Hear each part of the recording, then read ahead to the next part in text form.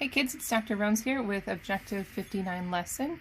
This is going to be a great recap, a little something for kids who are not in school to help you guys understand what we are doing. It's not going to be perfect. Other math teachers might do it differently, and that is okay. We're gonna do us, all right? So for Objective 59, we are going to construct a model for a linear function. Let's talk about what a model is. Constructing a model, very basically, means to write an equation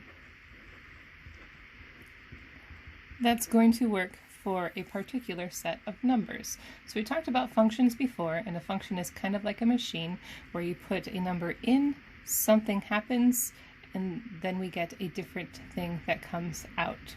And the same machine does the same thing to all of the inputs that I put into it. So let's say, for example, this is the various inputs generated by this, these are the inputs that I am putting numbers in to get these outputs into this machine. And so we need to study this group of numbers to see what this machine is doing to each number that's going in.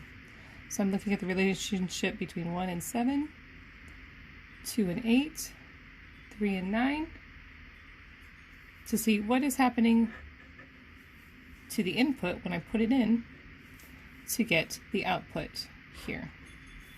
Okay, so I'm noticing here that each time I look across, I'm increasing by 6. This is an x plus 6 function, where if I put 1 in, I get 7 out.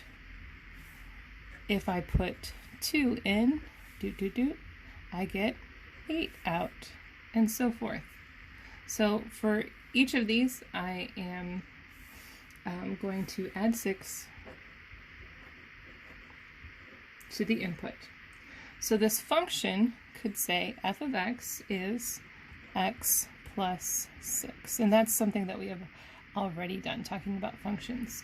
We're going to extend it today and say that that is also the same thing as y equals x plus 6. We are just substituting this little bit here with a y. When we are writing equations with two variables, usually an x and a y, that y represents the total.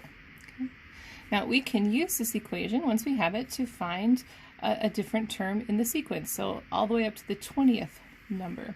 So let's do, instead of x, y equals 20 plus 6. Y equals, 26. And that's just a simple example to get us started. We're going to jump into something a little bit more difficult.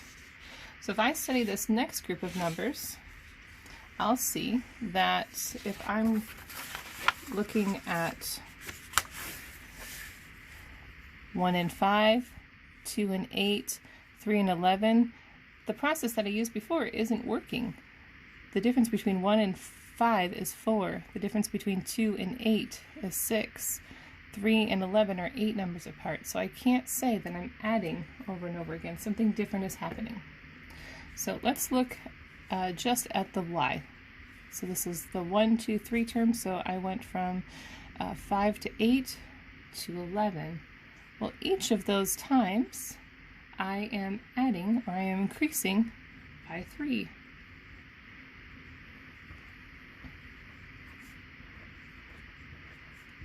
See?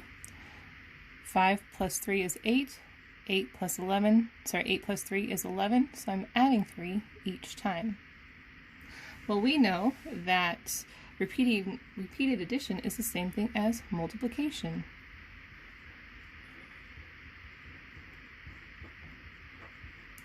So therefore, for every x that I'm putting in, I'm going to multiply by another 3.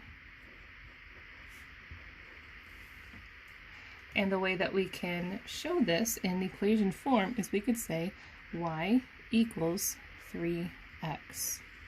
For every one of those x's we're going to put in there, every step down, we're going to add another 3. So we can say, all right, well, let's make sure our function works, right? So if I want to test it with the input of 1, I can say y equals 3x. Let's try it with this row. So is it true that 5 equals 3 ones? Because we said y is 5 X is 1. Does that work? 5 is not 3. So that's not working. So the thing that we need to do here is we need to adjust our equation so that it starts in the right spot. Because this does not start at 3, does it? It would work if it went 3, 6, 9, and so forth, but it doesn't. It starts at 5. So we need to ask ourselves, how do we adjust a 3 to get to 5? I'm going to add 2. Or plus 2. So then we can adjust our equation, which was y equals 3x, and just put the plus 2 in there. And that will adjust our equation so that it works. So let's see if it works.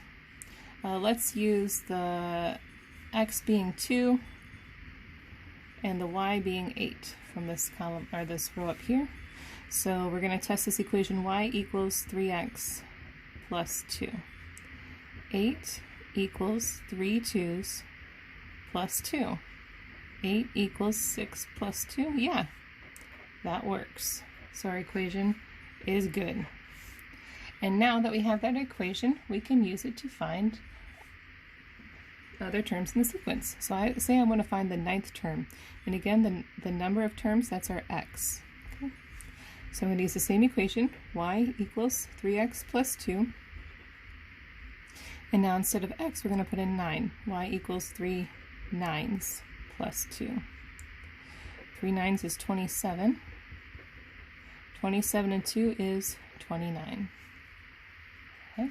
Ooh, that is complicated, and I don't imagine you have done anything like that before. So we are going to do several practices together. I'm going to teach you some strategies that you can use to be successful. So keep hanging in there. We're going to be okay. All right. Oftentimes when we need to find a sequence of numbers, for example, like the 18th term in this sequence, it's listed out like so, horizontally. One way that you can find a particular term is to turn that sequence into a table, kind of like what we had on the front page, only now it's horizontal. And let's call the top row x and the bottom row y. So our first number is 7, our second number is 9, our third number is 11, our fourth number is 13, and so forth. We want to find the 18th number. I'm going to use a different color to show that there's a gap between 4 and 18. Okay, so let's start by looking at the change as we progress through our list of numbers here. Let's see, 2 to 9, or sorry, 7 to 9, I'm adding 2. 9 to 11, I'm adding 2. 11 to 13, yeah, I'm adding 2 each time. So again, repeated addition is the same as multiplication.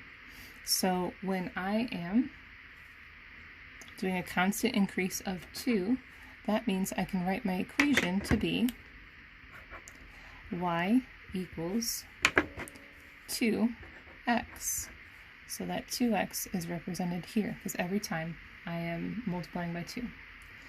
Now, when I'm looking at this, if I put in my first number here, 2 times 1, this says 7. 2 times 1 is only 2. So what do I do to 2 to get to 7? What do I have to do to 2 to get to 7? Yeah, I have to add 5. So now, my equation is going to change to y equals 2x that we got from above plus 5. And we can use that now to find our 18th term. So let's say 18th term. Here's our equation. Now instead of x, I will put in 18. Everything else stays the same. Got too many colors going on here. 2 times 18 is 36. 36 plus 5 is 41. So the 18th term in this sequence would be 41. Okay, don't worry if you still don't have it yet. We're going to get it. It's okay. We're going to do several practice questions. And I'm just going to talk right through them, but I would like for you to please feel free to pause and try some of these on your own and then hit the play again. And it might not be that you can do it all independently, but you can do pieces of it. So challenge yourself to improve as we go here. So all of these equations are going to start with y equals. So I'm just going to start all of these with y equals. The total is y equals.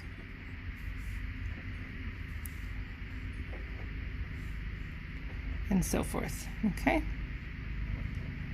Okay, that's the first step. The second step is to find the change as you move through the sequence. So here I'm going 10 to 16, I'm adding 6. Does it work here? Yeah, I'm adding 6. Does it work here? Yeah, I'm adding 6. So this is y equals 6x. Every time my term increases, I'm adding another 6. Let's just practice that part a few times.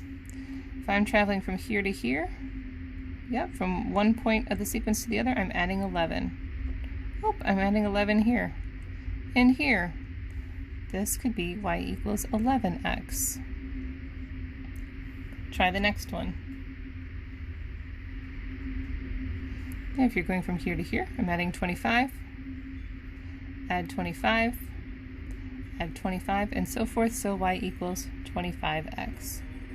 But that is not all, because that is not our starting space. We are not starting, for example, here at 6. We're starting at 10. We didn't start here at 11. We started at 6. We didn't start here at, well, we did start here at 25. Well, that's handy, right? So what are we going to do to adjust this? So let's look here. What do I have to do to 6 to get to 10? Or more specifically, what do I add to 6 to get to 10? I add 4. Ah, that's better. What do I add or subtract to 11 to get 6? I'm going to subtract 5. What do I do to 25 to get 25? Nothing, so I don't have to put anything on this side here. Let's try to write a whole equation all together using that process here. So y equals, I look here, ooh, every time I'm going down by 2. So my equation is going to start y equals negative 2x. Okay. But I'm not starting at negative 2. I'm starting at I'm starting at 42. So what do I add to negative 2 to get to 42? 44. And so that's the equation that I'm going to use. Now, the question is not complete. I still need to find the 10th term, the 8th term, the 12th term, the 14th term, and so forth. So what that means is I'm going to bring the same equation over here, but instead of the x, I'm going to put in the number of terms that I need to find. So if I had this on a vertical table, 10 steps down, what would that be? Well, 6 times 10 is 60. 60 plus 4 is 64. The 10th term would be 64. Let's try another one. Here I want to know the 8th term, so I'm going to put that 8 in for this x. Y equals 11 eighths minus 5. 11 times 8 is 88, subtract 5 is 83. The 8th term is 83. Okay, try the next one. Go a step ahead. So instead of y equals 25x, we'll say y equals 25 twelves. And there's no plus or minus at the end. And 25 times 12 is 300. So the 12th term is 300. Good. Try the next one. Feel free to pause. So y equals negative 2. I need to find the 14th term, so I'm putting 14 in, plus 44. Negative 2 times 14 is negative 28, plus 44. Negative 28 and 44 is 16. All right. Let's try the next two. Give this a pause and see if you can try the next two.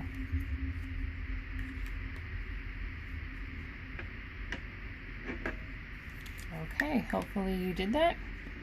I didn't just wait for my little 2-second pause there. Now, we're dealing with negatives, so we're tempted to think negatively. However, I am actually increasing from negative 14 to negative 11 is an increase of 3. Negative 11 to negative 8 is an increase of 3. Think about it like debt, right? If I owe $14 and I owe $11, my debt is getting better because I'm adding money to the balance. Okay? So if I'm repeating this addition of 3, I can say y equals 3x. And then as the next step, I need to find my starting spot. What do I add or subtract to positive 3 to get to negative 14? I need to go down, so I'm going to subtract by 17. And that's my equation. So now I can use that to find this 20th term. So instead of y equals 3x, I'm going to say 3 20s minus 17. 3 20s is 60 minus 17. 60 minus 17 is 43. All right, hopefully we're catching on now. This next one's a little bit trickier, but it's not so bad. It is an increase, so I am adding each time, and I'm adding only a half each time. So this process is the same, even using decimals. So y equals positive 0.5x. And then what do I add or subtract to 0.5 to get to 22.5? I need to add 22. Great. And now I can use this equation to find the 16th term. So I can say y equals, instead of 0.5x, I'll say 0.5 16ths plus 22. Well, half of 16 is 8. Add that to 22 is 30. All right, isn't that cool? Okay, so let's kind of show another thing that we can do with this skill. So let's look at this sequence here. I have 13 to 11 to 9 to 7. So these numbers are going down by 2. So I can say negative 2x. And then ask, what do I add or subtract a negative 2 to get to 13? I'm going to have to add 15. Good. Now the next question is not asking us to find a particular term in the sequence. It's asking, is negative 11 a possible term? So what it's asking is, if I continue this on, would I hit negative 11 or not? Can you think of how you might figure that out? Yeah, instead of subbing in for x, this time we are going to sub in for y and see if it balances out.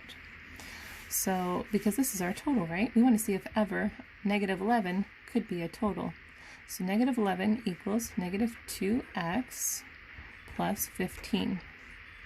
Now let's see if this works out. You remember solving equations. What I do on one side, I do to the other. Negative 26 is negative 2x. And so negative over a negative is a positive. 2 goes into 26 13 times. Or we know to write x equals 13. Now because this comes out evenly, we know that yes, negative 11 is a term. And more than that, which term is it? It is the 13th number in the sequence. And that's a cool flip of the skill that you can do. Okay, so your homework is very similar. You are going to be writing equations and then and using those equations to find a particular term. If you need any help at all, of course, feel free to contact me.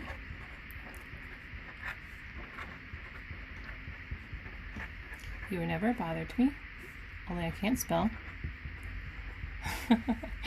And I am happy to help. Thanks a bunch, guys. Have a good day. Bye.